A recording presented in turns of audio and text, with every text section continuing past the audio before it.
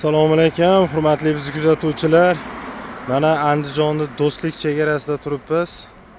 Bitta birodarimiz uya so'rovlar. Uya berdik. Lekin bitta muammo bo'lib qoldi. Juda achinarli holatda.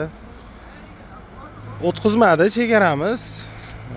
Kargo qilish kerak ekan. Shunaqa dogovor bo'ldi. Chegaragacha olib kelib bersiz, olib ketaman dedi. Olib yaxshi umidda bitta aka bor ekan. Iltimos, agar kelsalarni savdo qilinglar shetdan. Biz ishimizni bitirib berdilar. Birodarimiz uyalar mashita qoluvdi. Ertalab pasportlarini olib kelib, qirg'izistonlik birodarimiz olib ketib, chegaradan o'talmadilar. Eng qizig'i 20 ta uy edi, bittasi yo'q. Telefon qilsam, na telefonni ko'taryaptilar, na javob beryaptilar. Nima deysizlar endi bunga? Shunaqa odamlar ham ko'payib ketgan. Yaxshi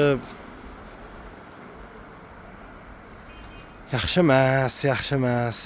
Javob berganlarda o'zim yerda M-bank bor ekan. Men pulimni olib ketardim tashlab berganlarida. Juda noto'g'ri ish bo'ldi-da. Ham ikkinchi marta kelyapman. Birinchi marta yukladim, ikkinchi marta keldim, yana qayta yuklab ketyapman. O'sha joyda ko'rdilar, o'sha yerda turuvdi. Yuklab chegaraga olib borib o'tkazalmanlar. Hushyor bo'laverasizlar.